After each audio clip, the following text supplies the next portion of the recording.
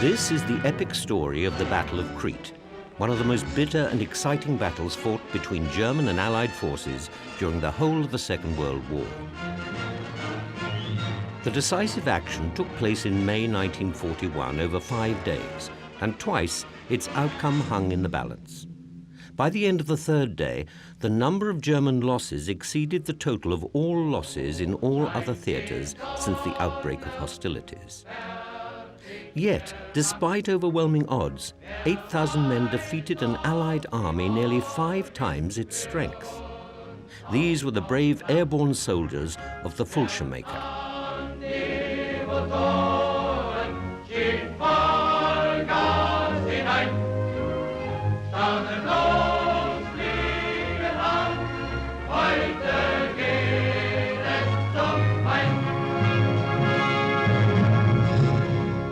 The use of paratroopers began in the Soviet Union. At the 1936 Red Army maneuvers, astonished foreign military attachés watched 1,500 Russian soldiers parachute into action. The British saw little future in this, but the Germans were impressed. Here was a new military skill, exactly suited to their new concept of war, blitzkrieg. No time was wasted in training their own new division of parachute troops. The Fallschirmjäger was made up from tough, hand-picked volunteers. They used the equally tough and reliable workhorse, the Junkers Ju-52, to drop their soldiers. This machine could carry 12 parachutists who jumped from the aircraft on the port side.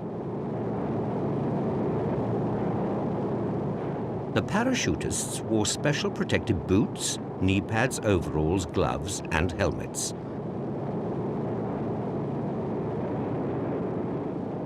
The Luftwaffe Eagle crest was prominently displayed on the side of these soldiers' helmets. These airborne soldiers were part of the German Air Force, whilst others came under the control of the army. Göring now had his own private army which could balance Himmler's elite Waffen-SS. They carried machine pistols with them when they jumped, and all heavier equipment was dropped alongside the troops in metal containers. The parachute used opened automatically and proved efficient. The only drawback was that it held the parachutist on a single harness on his back.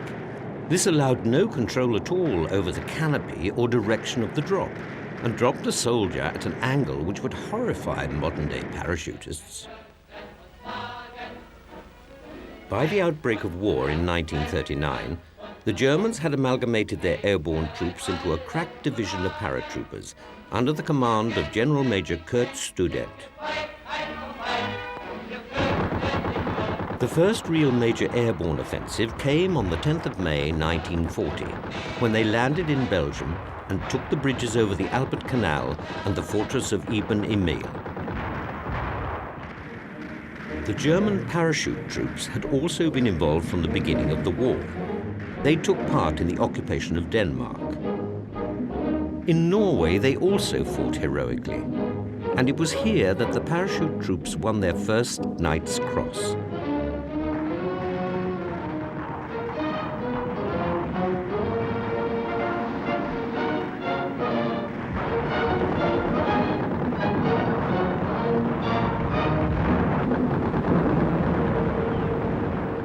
In early 1941, Hitler came up with his plan to invade Russia. In order to secure his southern flanks, he managed to coerce most of the Balkan states onto his side.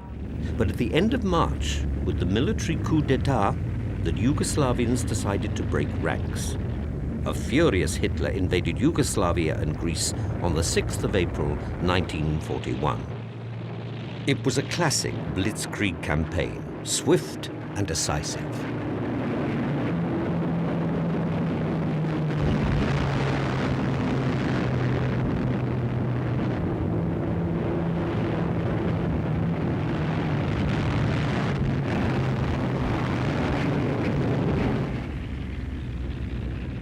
The Yugoslav forces were ill-prepared to face such an onslaught and were quickly overrun. The Germans entered the capital Belgrade on the 12th of April, and Yugoslavia surrendered 5 days later. Greece held out a little longer, but the British contingent were forced back and had to be evacuated by the Royal Navy.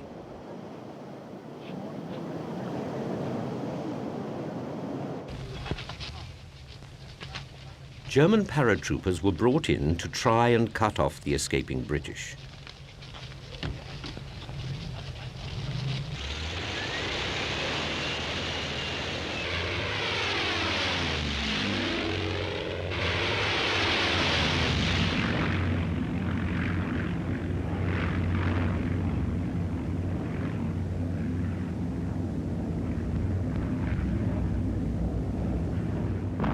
One of the remaining strongholds was the Corinth Canal, the small bridges there constituting the sole line of communication between the Peloponnese and mainland Greece.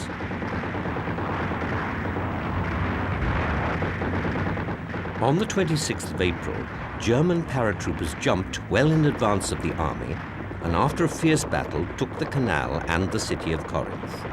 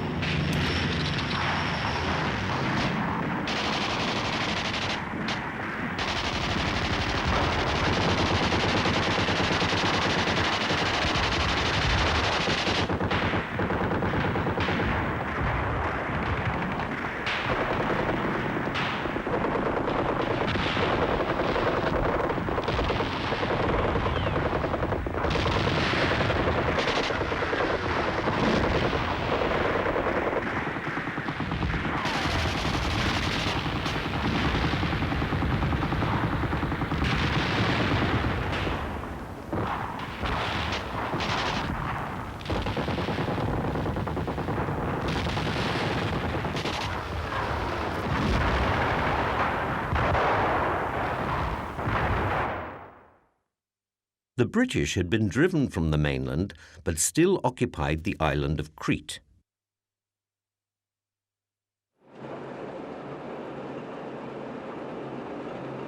It was important for Germany to take Crete. Apart from its strategic position in the Mediterranean, it also provided close proximity for the British bombers, enabling them to be in range of the Ploesti oil fields in Romania. These were vital to Germany's war machine and needed to be protected at all costs.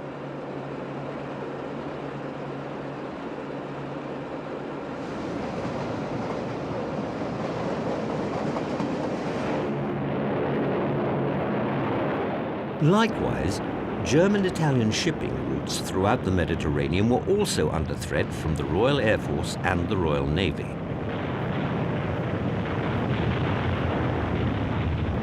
The mountain ranges of southern Crete are very steep and run down into the sea, so most of the towns, the roads between them, and the military airfields lay on the northern coastline. Major General Freiberg, who brought the New Zealand division to Crete from Greece, was appointed as commander of the entire Crete garrison. He had been warned to expect the enemy to land both from the sea and the air. He also believed that the Germans would be able to land their transport aircraft on rough ground. Although he included the airfields in his defense plan, he did not realize that in the event, these 4 positions would become the only vital points of the assault on the island. The garrison consisted of a United Kingdom brigade and a Royal Marine unit, reasonably well equipped and fresh. These were reinforced by Commonwealth and Greek forces recently withdrawn from Greece. These, however, were tired and without heavy equipment or transport. But the bulk of the force making up the strength of the garrison were ready and equipped to put up a strong fight. In total, there were almost 40,000 troops under Freiberg's command. They had motorized transport and heavy guns. Extra supplies to defend the garrison were also brought in by sea. The British were ready to defend the island at all costs. They knew full well that in German hands, Crete would be very dangerous for their position in North Africa and the Mediterranean. There were also a number of aircraft of the Royal Air Force. Freiberg also had at his disposal small tanks and armored personnel carriers.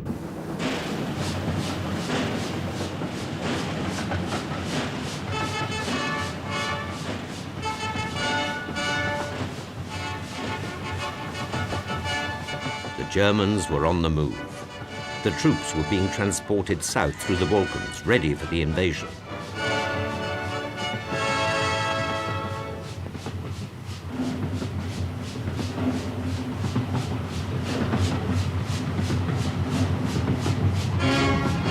At sea, a small armada of commandeered Italian shipping was being prepared to carry over the heavy equipment and support troops to the invasion.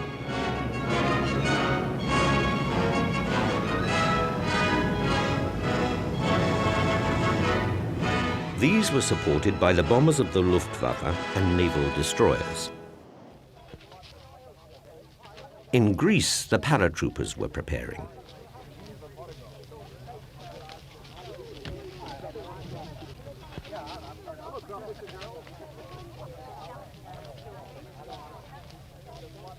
The aircraft were being made ready for the assault and supplies were loaded, including motorcycles. The mixed staff of naval, air and army officers, including General Student, conferred over aerial photographs, planning the final strategy.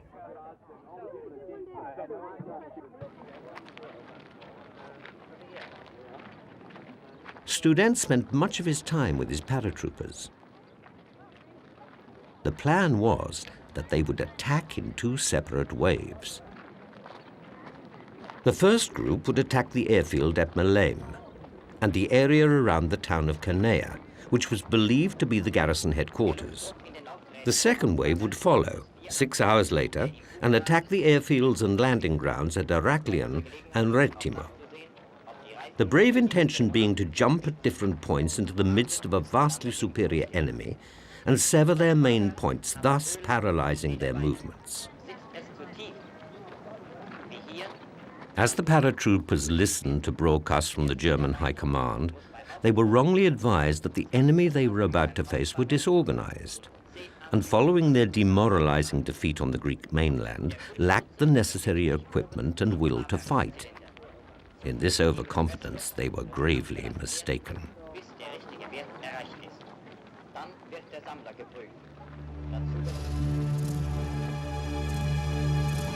The orders to attack were transmitted from the general headquarters and were sent by dispatch rider to the airfields of the waiting parachute commands.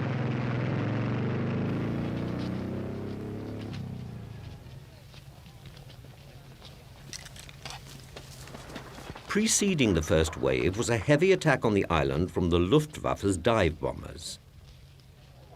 Throughout the first day, there were to be continuous bombing and strafing attacks on all strategic parts of Crete, with a heavy concentration on the airfields.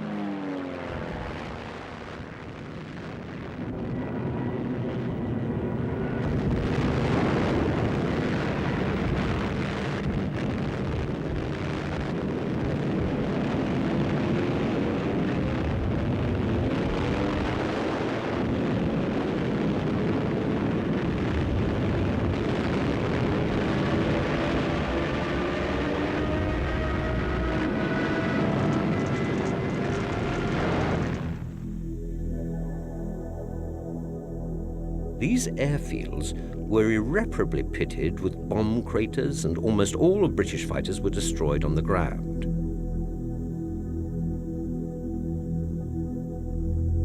The plan was that once these airfields had been put out of action, the first wave of paratroopers would attack.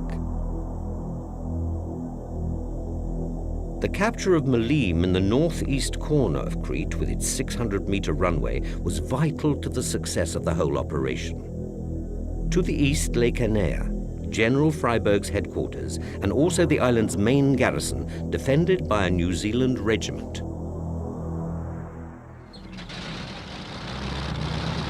Just after dawn on the morning of the 20th of May 1941, the first of the Junkers Ju-52s prepared to take off. As the 12 paratroopers boarded their aircraft, there was an air of apprehension. Contrary to their brief and what they assumed to be an ill-prepared enemy, they were about to face an Allied force which outnumbered them 5-1, and one which was ready and waiting to fight a hard and ferocious battle. As the signal is given for the first wave to take off, the aircraft lumber down the runway.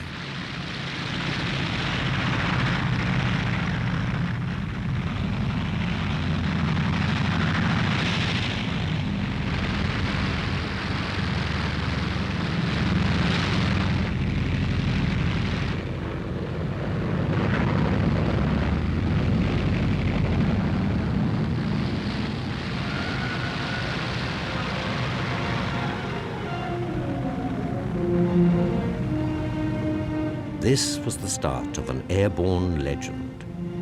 For the first time in history, an island, and moreover a strongly fortified and heavily defended one, was about to fall to an airborne assault.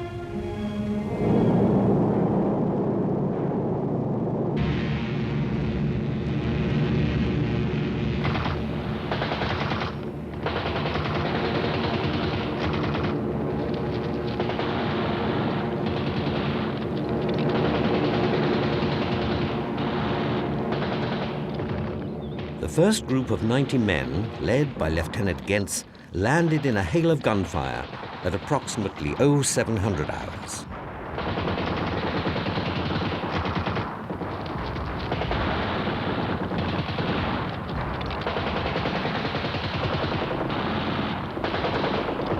Despite heavy casualties, they succeeded in knocking out the anti-aircraft positions south of the Malim airfield.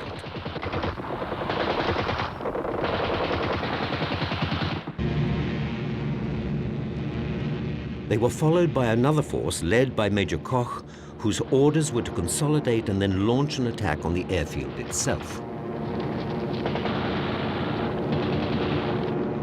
The sky was awash with hundreds of white parachutes.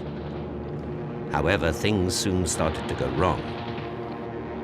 One company landed as planned, but the two other companies were blown off course and consequently landed in the middle of a strong British position. Major Koch was wounded within minutes, along with over half of his men. The planned assault on the airfield was impossible under such conditions. However, the other company managed to fight their way to the western perimeter of the airfield and succeeded in securing the western and southern perimeter defenses. The next company dropped into an area northeast of the airfield and were initially unable to consolidate. Scattered all over, they came under heavy fire from a hill known as Point 107. Another group, under the command of General Major Meinbu, successfuli landed in the vicinity to the west of the airfield. But Meindl was seriously wounded as the force came under heavy fire from the British. It was impossible to secure the airfield. The paratroopers were having enough trouble securing their own positions. And to compound the problem, a counterattack from the British was expected at any time.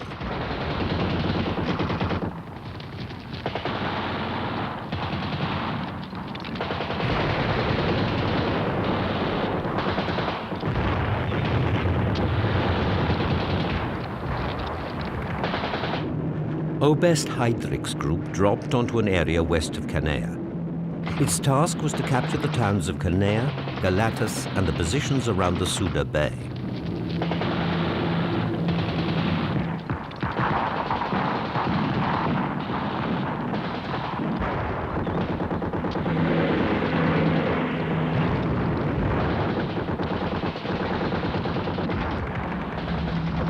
Major Heilmann's battalion parachuted into the middle of a surprised but very determined force of New Zealanders and met with fierce opposition.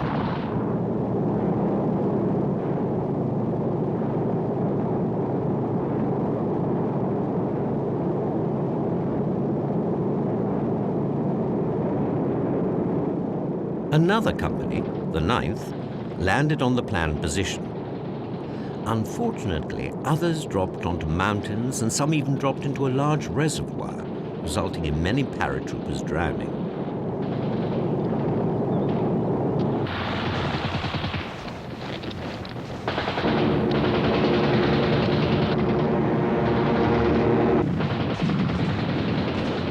The fighting around the town of Galatas was a fierce and bloody struggle which went on for the remainder of the day with no significant ground gained.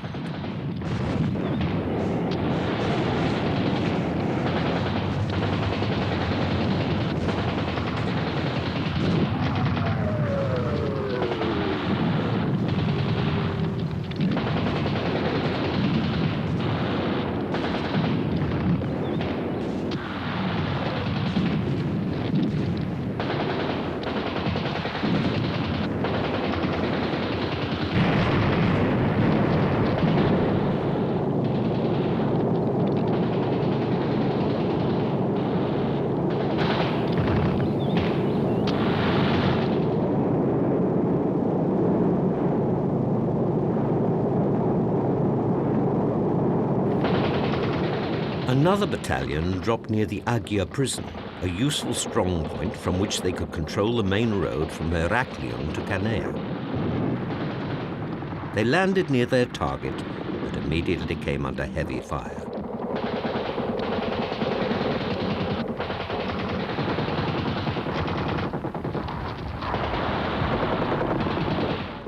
After a long struggle, they did manage to secure the prison and turned it into the regimental headquarters. The paratroopers now had a stronghold, but still were unable to make any headway towards Canea.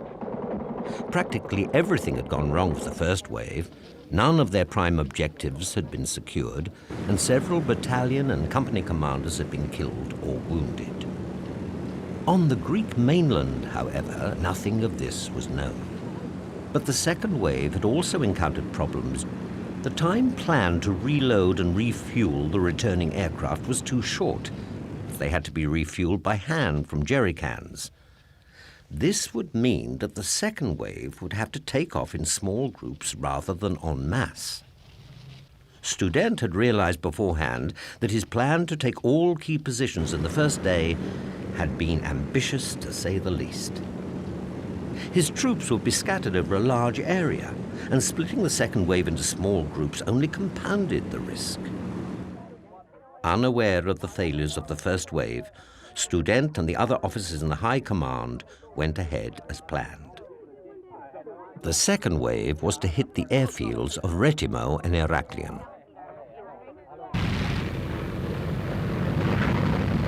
The first groups took off at 13:30 hours en route to Retimo.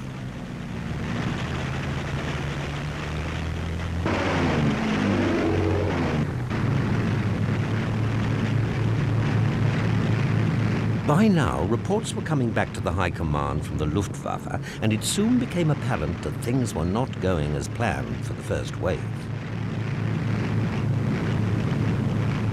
Student later wrote in his report, in what can only be described as an understatement, "It was obvious that the British were tougher and much stronger than we thought, but at that moment there was nothing we could do but hold our breath and leave the conduct of the battle to the commanders on the ground."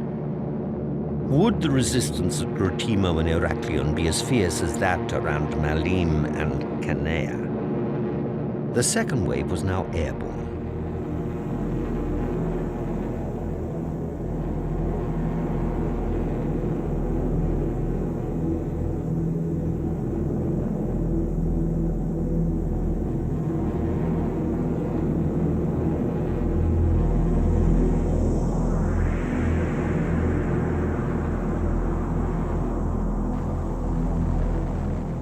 As they approached the coast of Crete, a handful of British fighters were there to repel them, but resistance was light, and the Junkers Ju-52s forged ahead.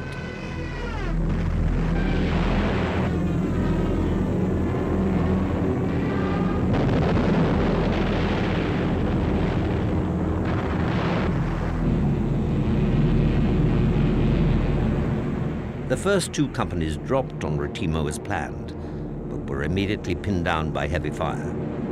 The third company landed some 5 miles away and succeeded in capturing a hill overlooking Retimo airfield. The group attacking Heraklion found the area heavily defended, so they had to fly in higher than usual. And as a result, many of the paratroopers were machine-gunned in the air during their descent. Other units were widely dispersed. It was clear that there was no hope of taking either objective by the end of the first day. They had now dropped onto all 4 planned zones, but it was here that General Freiberg made a mistake. He did not counterattack. This gave the German troops a chance to consolidate and prepare for a second offensive.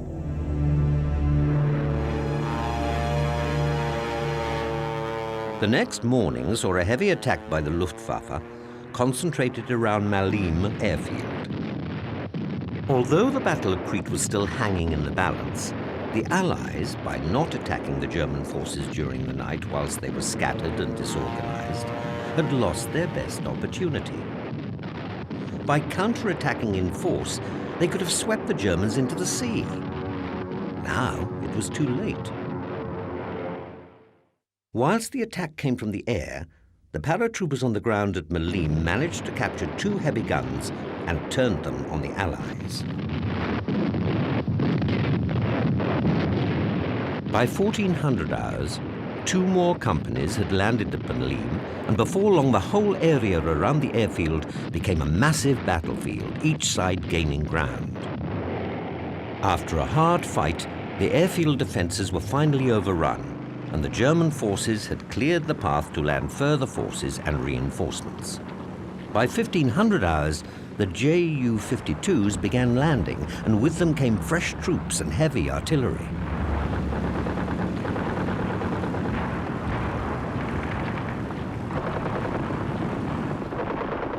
Despite the fact that new fresh troops were arriving, all was not well. At sea, 2 convoys of small commandeered Italian craft carrying 2 battalions of troops to Crete had been met and engaged by the Royal Navy. The convoys were sunk.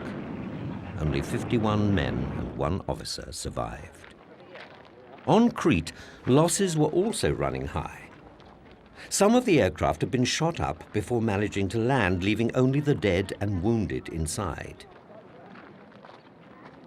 Fierce resistance from the Allied forces were taking a heavy toll on German casualties. 1 complete battalion, save only 5 survivors, had been wiped out in 1 battle alone. The seriously wounded were being sent back to the mainland in the Junkers, which had landed with fresh troops. Almost 40% of Student's initial assault force in the first 2 waves were now dead, wounded, or being held captive. But as reinforcements came in, it appeared that the worst phase of the battle was over.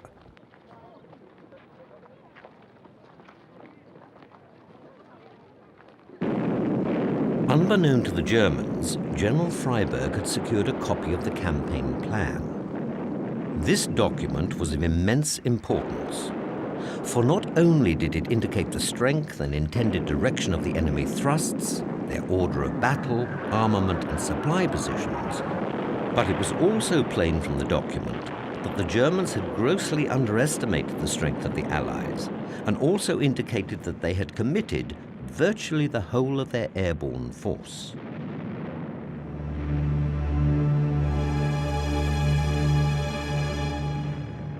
When May the 22nd dawned, the worst phase of the battle was over for the Germans. However, this was not apparent to Hitler and his advisors, who were dismayed at the losses and would not allow any mention of the Crete landings in the press or on the radio. The deployment of new troops and reinforcements continued regardless of the fierce resistance from Allied troops all over the island. The new divisional commander, General Major Ringel, had been brought in to assume command of all forces in the Malines area, organizing his scattered forces into 3 battle groups. Camp Group Saiter was to protect the Malines area from any threat from the west and push towards capturing Castelli. The second group, under Oberst Ramke, was to strike northwards to the sea and protect the airfield, and then extend eastward along the coast. And the third group, under Oberst Utz, was to move eastward into the mainland with a flanking movement through the mountains.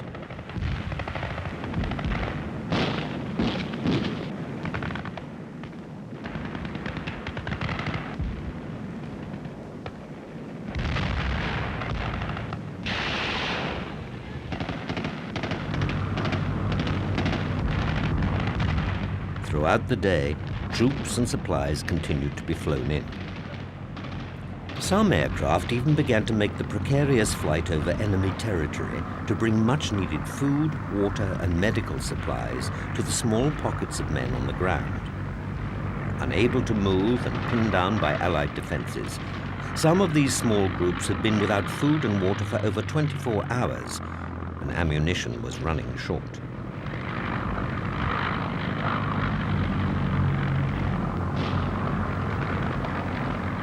Near Heraklion, one regiment had found itself pinned down by an Allied force of over 8,000 men. Despite being desperately short of supplies and facing overwhelming odds, including heavy artillery, Major Schultz, commanding the regiment, refused an offer by the British to surrender, stating, "The German army have been ordered to take the island of Crete. It will carry out this order."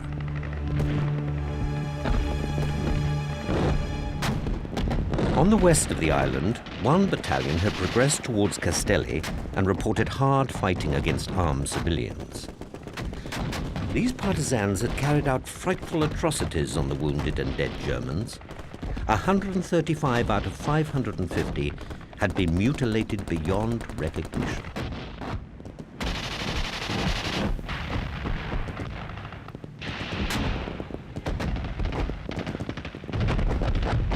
Throughout a day of concentrating and regrouping the various pockets of scattered paratroops in Gurupa West Sector, supplies were brought forward and fresh troops were landed on the island at Malines. Every hour, about 20 aircraft came in, some of them carrying troops. Some of them carried artillery, whilst others carried anti-tank guns and heavy equipment. They landed amidst heavy artillery fire from the Allies and the surrounding hills. However, during this 4th day of the battle, the New Zealand force, which had been covering the airfield from camouflage positions, had come under counterattack from the Germans. This resulted in a break in their flank, which left them with no alternative other than to withdraw from the area before they were completely cut off. As a result, Malines was no longer dominated by their fire, and the airstrip was now completely secured. Malines was undoubtedly the saving grace for the Germans, although it had cost them dearly, for without this precious airstrip, success would have been impossible.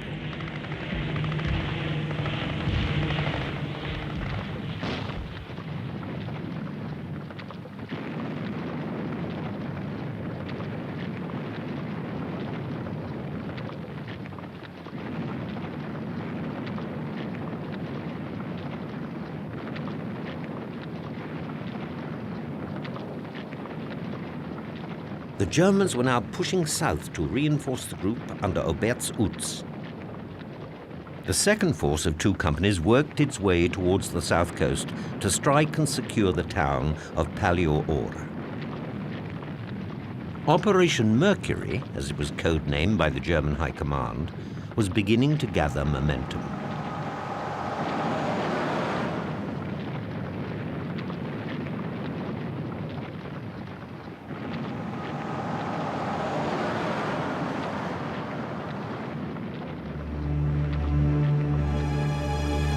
With more and more troops being airlifted in at Malines, hour after hour, General Major Ringel was able to regroup. One group attacked Galatas, while another was given the task of marching 50 miles across the mountains to the south in a flanking movement to secure the Canea-Retimo road east of Suda Bay. Oberst Krakau was to lead this formation of men who had been brought in that morning. On May the 24th in Germany, news was released that German paratroopers had been battling against part of the British Army on the island of Crete since the early morning of May the 20th, a sign that Hitler was beginning to feel confident in the success of the operation.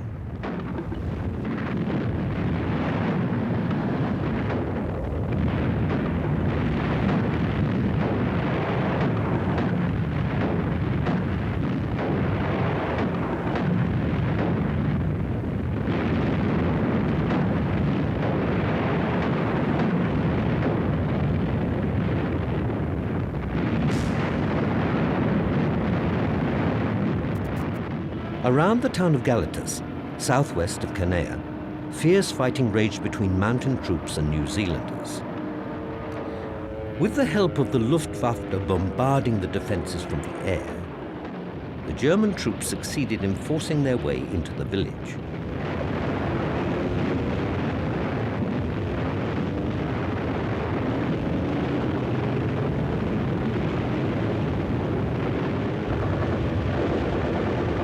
On the morning of the 25th, Oberst Heydrich's paratroops, surrounded in what was known as Prison Valley since their landing on the morning of the 20th, came into contact with fresh reinforcements.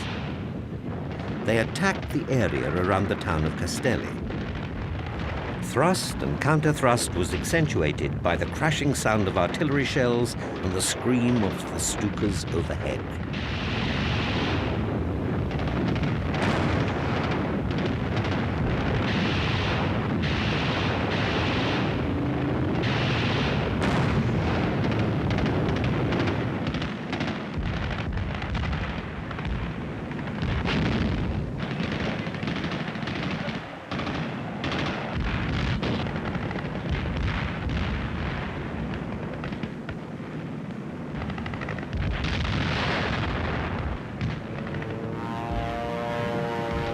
At Heraklion, the Luftwaffe's Dorniers bombarded the town in a bid to relieve the paratroops that had been dug in there since the 20th of May. The British had been trying to bring in supplies and reinforcements by sea, but the bombers prevented those ships from docking.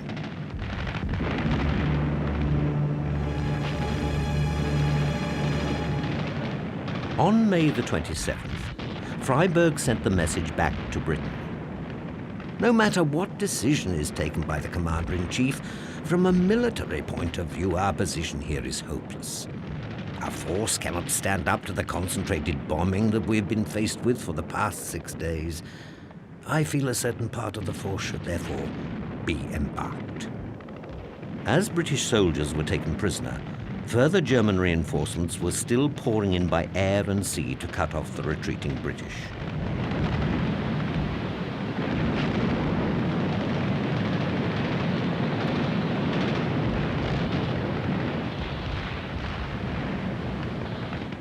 On May the 27th, the British gave the order to evacuate the island, and the troops started to withdraw southwards. General Major Ringel failed to recognize the retreat and threw his troops into an attack on Canea.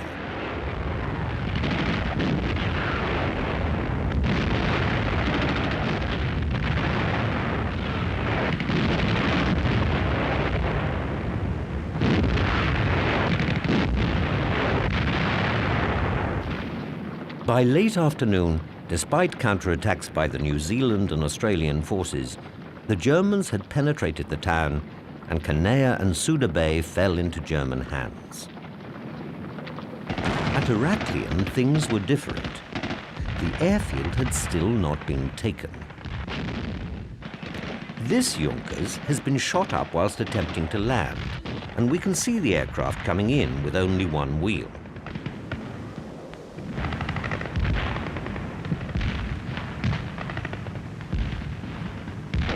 A lucky escape for those on board. Further south, Kampfgruppe Krakow had toiled through the mountains to outflank the British west of Stylos. Within a few hours of heavy fighting, they had control of the road which led south.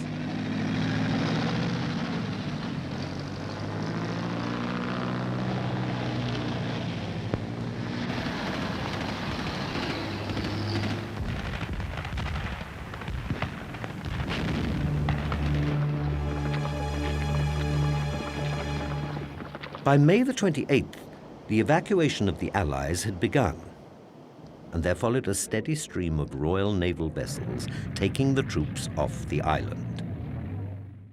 The Germans moved west and then took the road south to meet the retreating Allies in a bid to cut them off. There was fierce fighting, but the Allies managed to hold off the German advance, allowing the Royal Navy time to make several return journeys to get their troops off. They managed to get nearly 15,000 men to Egypt, but the passage had cost the British Mediterranean fleet dearly from the attacks by the Luftwaffe.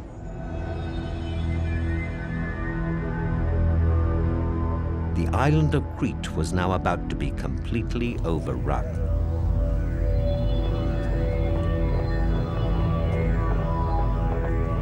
By May the 30th, the whole of Crete, except the port of Sfakia, was in German hands, and pockets of the Allied troops were being rounded up.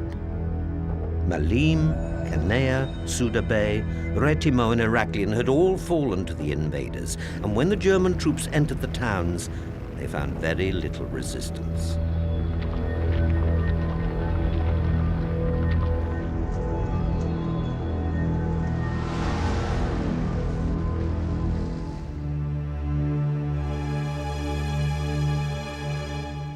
When May the 31st dawned, the Royal Navy had by then taken off thousands of Allied troops. That evening, General Freyberg left the island. His job was over. The order for capitulation the next day had been given. The island of Crete had fallen.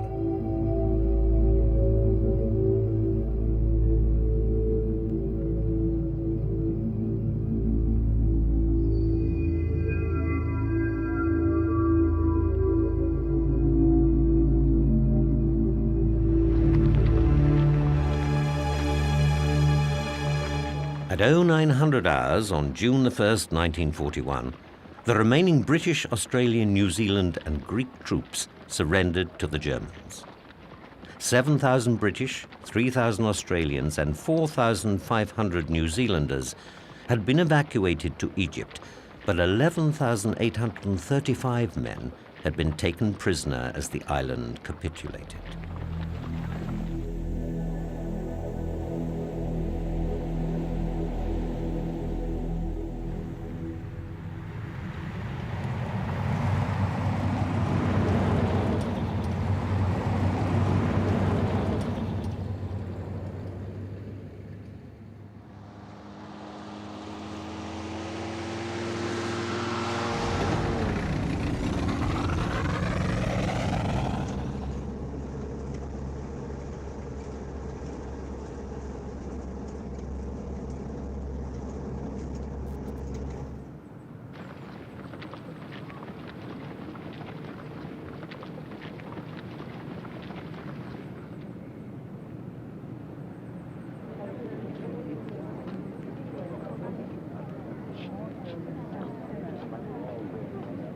Over the course of the battle, 1,742 British and Dominion soldiers had been killed. A further 1,737 had been wounded. The Royal Navy had also suffered heavy losses. In trying to rescue the men, 1 aircraft carrier, 6 cruisers and 9 battleships were badly damaged, and 3 cruisers and 6 destroyers had been sunk. Just over 2,000 men had been lost at sea, and a further 500 had been wounded. The number of Greek troops and civilian casualties has never been precisely established. Of the troops that were left on the island, some managed to make their own escape and headed into the hills. Others found abandoned landing barges or fishing craft. Although no accurate figure is recorded, it is believed that several hundred men made their own escape from the island. For the people of Crete, there now followed the horrors and turmoil of occupation under the Nazis. Any Cretan found harboring an Allied soldier was severely punished. And in some cases, when the Gestapo and the SS began a later and thorough search of the island, the villagers offering shelter to those that had escaped were shot. As for the German garrison on Crete, it found itself somewhat out on a limb. It was too far from North Africa to affect the war there, and, more importantly, it did not prevent the United States Air Force from bombing the Ploesti oil fields on 2 separate occasions.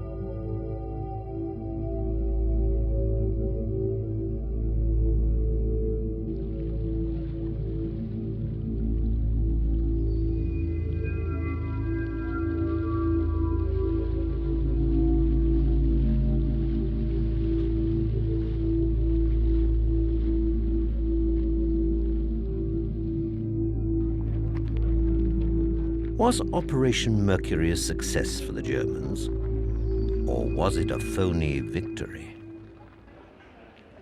In all, 10,000 paratroops had been sent in by parachute, 750 came in gliders, a further 5,000 had been brought in by air transport, and 6,000 had been brought in by sea. Of the 22,000 or so men committed to the battle, a staggering 6,000 had been killed. Among the casualties were some of the key men in the German airborne force. General Major Sussmann, Major Braun, Major Scherber, Oberlieutenant von Plessen, all had died in the fight for the island. Out of the 500 transport aircraft, 271 had been lost. In the words of Winston Churchill, "The very spearhead of the German lance has been shattered." When Hitler, who had taken a considerable interest in the airborne forces right from the early days, heard of the losses, he was sufficiently perturbed. So much so that he told the paratroops commander, General Major Student, "The day of the paratrooper is over. The parachute arm is a surprise weapon, and without the element of surprise, there can be no future for airborne forces." After the battle for Crete, there was never to be another large-scale German airborne operation.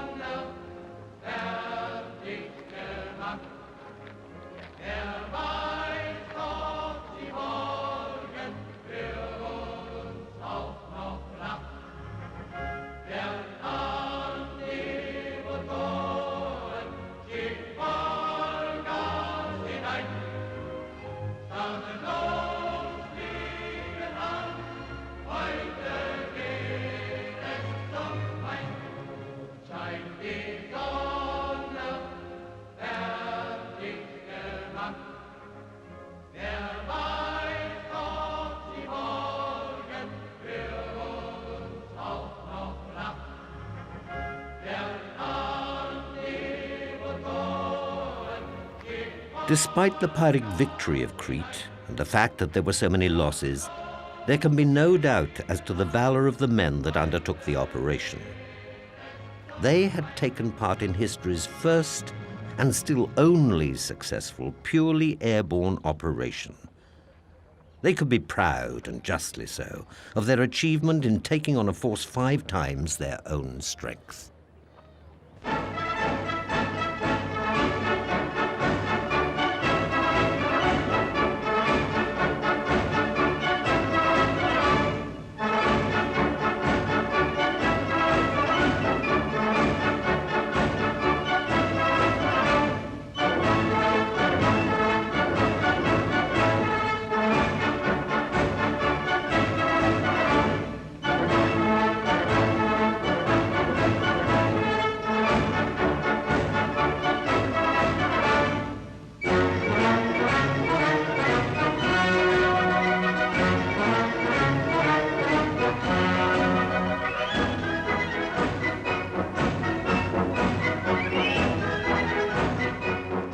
General Major Student praised his paratroopers at their victory parade in Athens by stating, "Our victory banners wave over Crete.